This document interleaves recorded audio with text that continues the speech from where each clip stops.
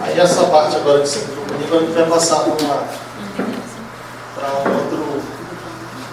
outro tema, mas dentro do mesmo assunto, né, que é o substrato growfilia. São vários slides aqui, eu vou passar o slide mais rápido e vou me ater menos a outros detalhes, vou falar só das partes principais para poder seguir em frente, porque é bastante denso e vale a pena ficar parando muitos detalhes. Aqui é aquela coisa, a mesma pergunta de sempre que a gente acabou de falar, qual é o melhor substrato, qual é a melhor forma de plantar. Então, primeiro a gente tem que saber, a planta é epífita, é terrestre, o que é. E a partir daí a gente procura saber como vai cultivar ela. Então, o substrato, qual é o melhor? O melhor praticamente não existe, mas existe aquele que se adapta melhor à planta. Então, o que ela deve ter para poder ser um bom substrato, principalmente para as epífitas? Então tem que fixar a raiz, tem que dar aeração, reter um pouco de umidade, não umidade demais. Por isso que tem que ter uma capacidade de secagem mais rápida.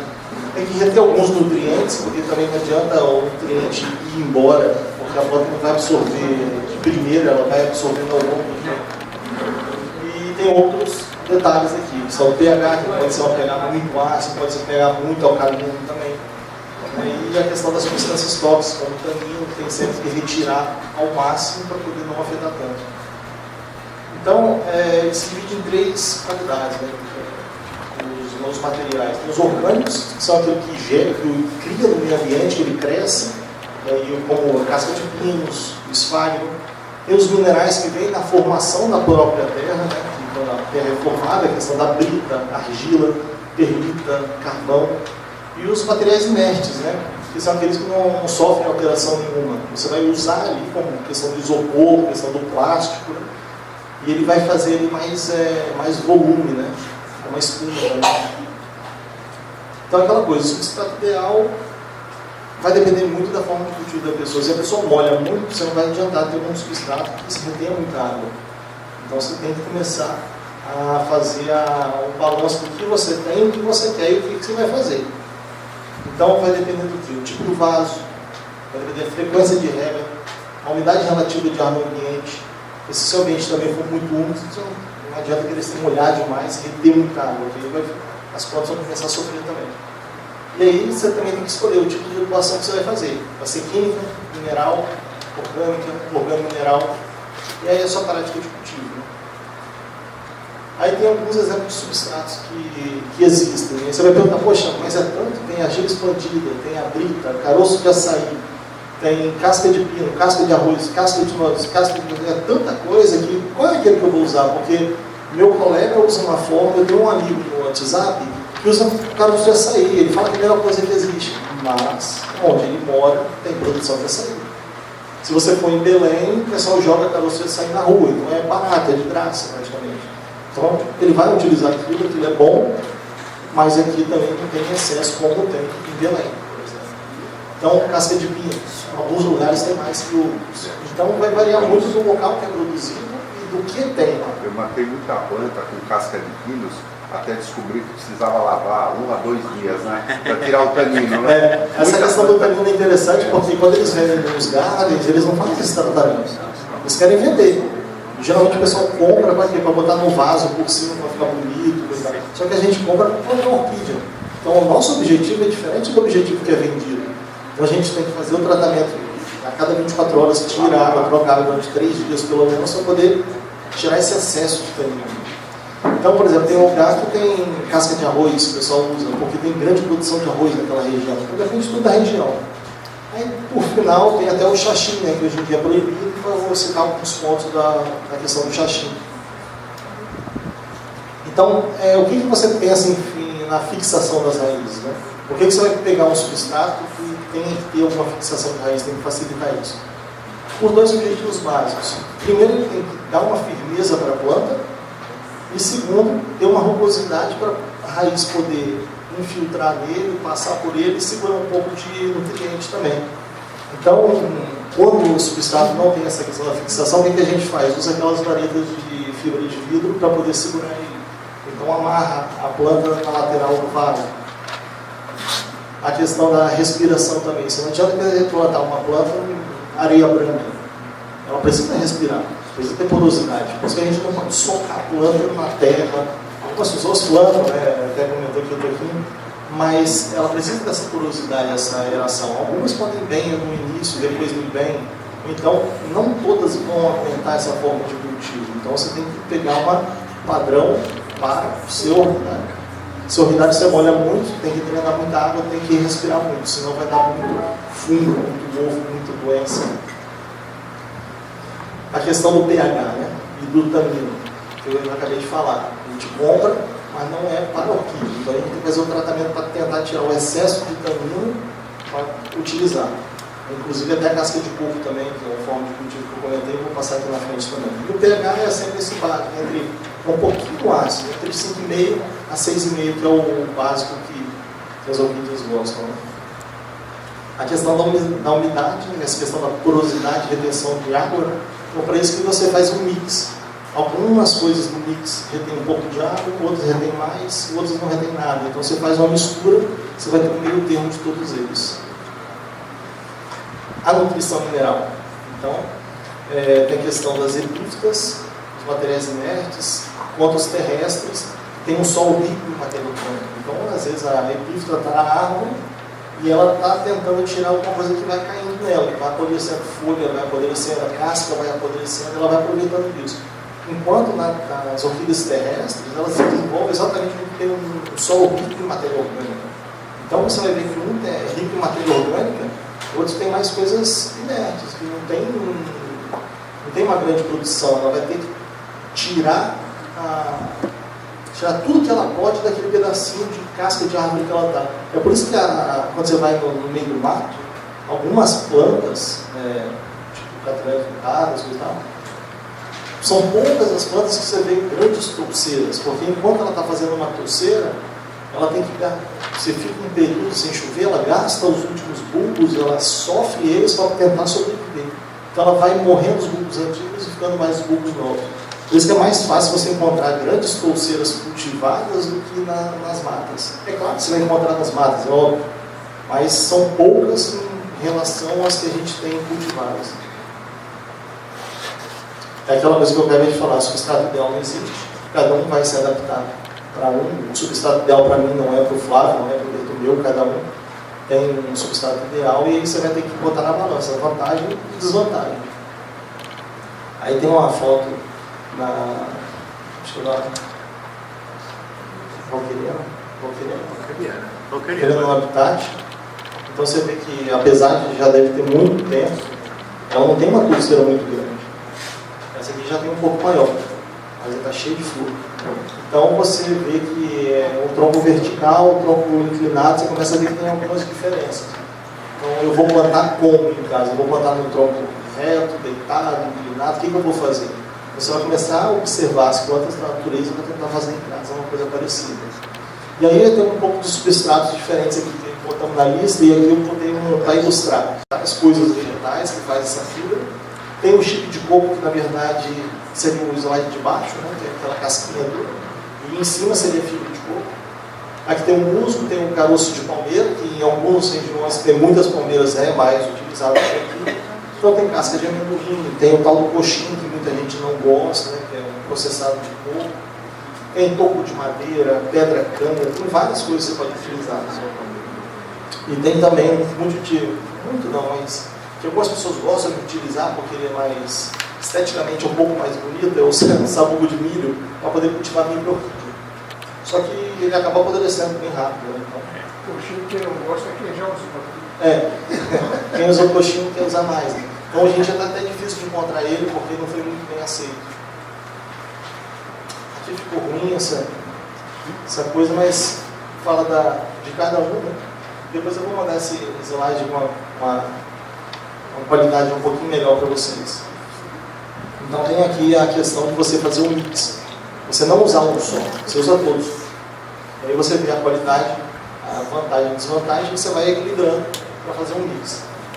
O que tem a questão do esfalho? Hoje em dia fala muito tal do esfalho no nacional, do esfalho no estrangeiro, né? Chileno.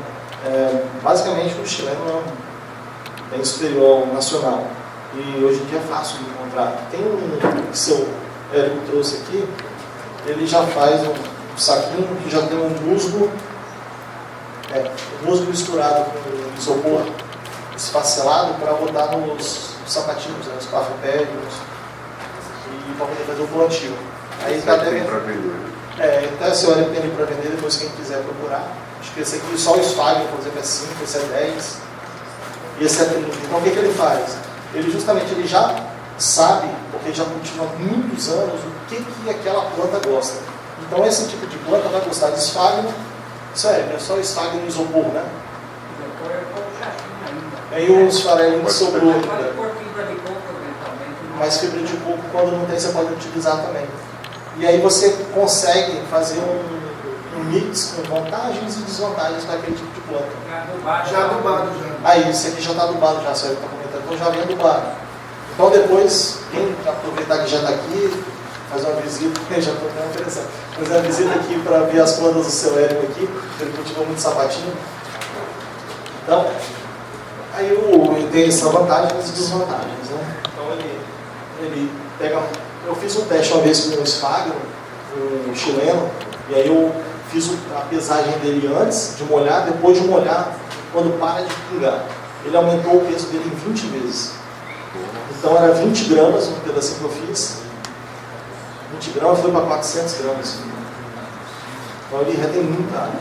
Então você tem que ficar de olho. Se você molha todo dia um vaso, tá com esfagno, possivelmente sua planta vai apodrecer.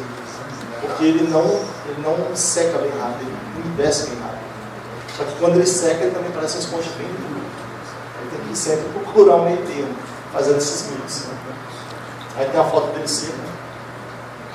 Isso aqui seria casca de pinos, mas acho que é um pouquinho errado. A casca de pinos tem essa questão de ser facilmente encontrada, porque eles usam os gardens à vontade. Só que a desvantagem é a questão do tanino e que retém muito pouca umidade. Aí tem uma foto aqui, e o carvão. Eu conheci uma pessoa uma vez que só cultivava no carvão, sem nada. Ele fazia cultivo só no carvão e cultivo só na brita. No final das contas, ele parou e começou a utilizar a mistura. Porque ele via que um dava facilidade para... Ele não se desenvolvia tanto em um e nem no outro. Quando ele começou a misturar, fazer os mix, ele começou a ver que tinha essa questão de você juntar as vantagens. Né? Então, por exemplo, no carvão, ele sofre a salinização. Então, se você bota só carvão, daqui a pouco só tem sal, porque ela vai chupando a água e vai ficando toda a salinização do adubo no carvão. Né? Aí tem uma foto realizando no carvão. Aí tem outro plantio, mas assim, na verdade, que foi pela foto dá para perceber que eles acabaram de plantar. Então, não tem tempo de plantio. Então, você também é um detalhe que vocês têm que sempre olhar. A questão da foto que a pessoa tira. Eu vou mostrar ali na frente, tem um outro detalhe que eu vou te mostrar, que não adianta você olhar e, que plantas bonitas, não estão, acabaram de ser plantadas. Então, parece bonita, você acaba acreditando e depois não está certo. Por isso que o bacana é você procurar sempre alguém que já plantou daquela forma, para poder tirar as dúvidas. Tem um pessoal também utilizando fibra de piaçava. A piaçava, se não me engano, na Bahia, eu acho que tem mais. E lá, como tem muito, se utiliza bastante. Aqui só se você for cortar as vassouras, e fica mais inviável. Fica praticamente inviável. Mas é interessante. Tem a questão da fibra florestal, aquelas fibras que tem nas palmeiras. Eu fiz um teste uma vez, mas não sei, dá umas coisas brancas depois da fibra. Particularmente não gostei. Tem a casca de coco, que a casca de coco eu tive uma experiência boa, mas eu explico. Casca de coco não é a fibra industrializada de coco. Uma técnica que eu aprendi com o senhor Winston Churchill Rangel, lá de Guarapari, que ele me ensinou uma técnica de você fazer o tratamento do coco e utilizar essa casca do coco no cultivo. Eu fiz esse tipo de cultivo da forma que ele me explicou, depois eu posso até explicar aqui como faz na próxima reunião, trazendo e mostrando. E o enraizamento é uma coisa também exagerada.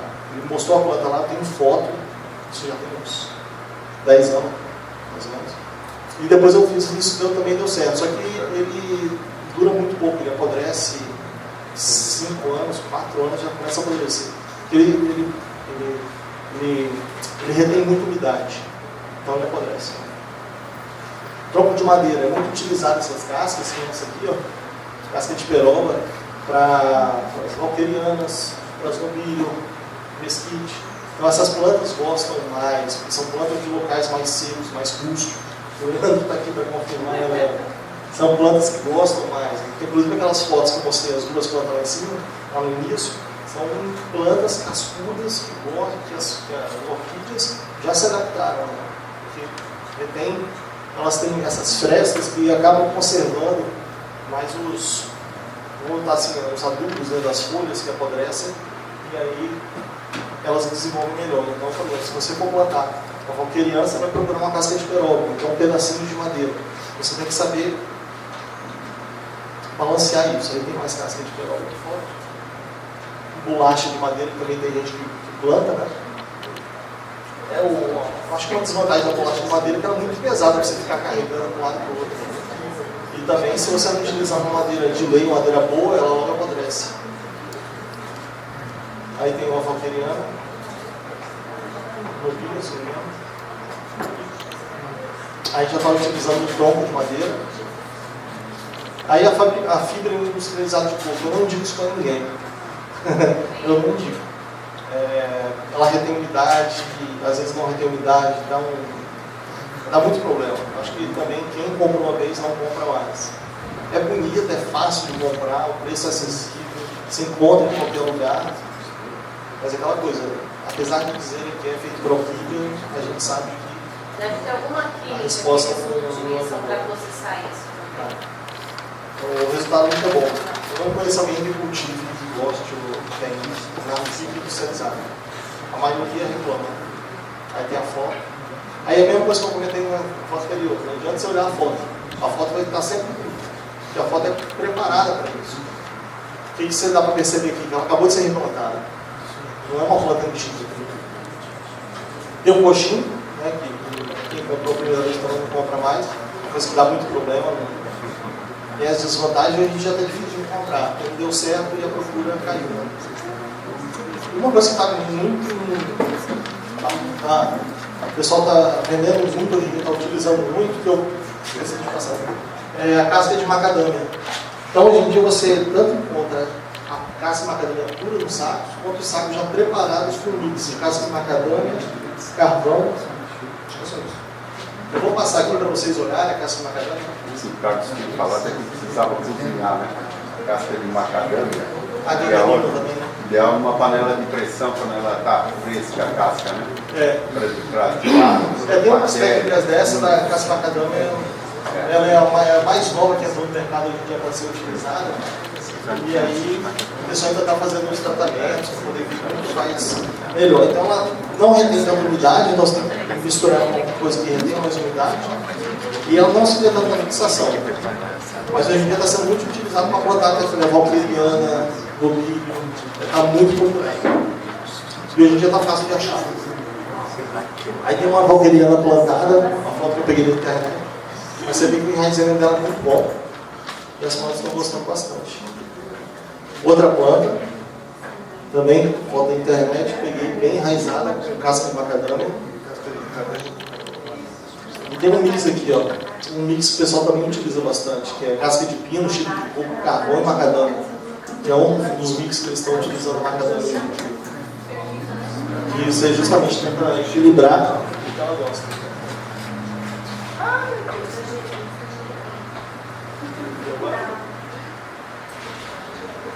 Então, aquela coisa, casca de arroz, onde tem muita plantação de arroz. Aqui a gente não vai achar para comprar. Casca de ovo, a gente faz o teste.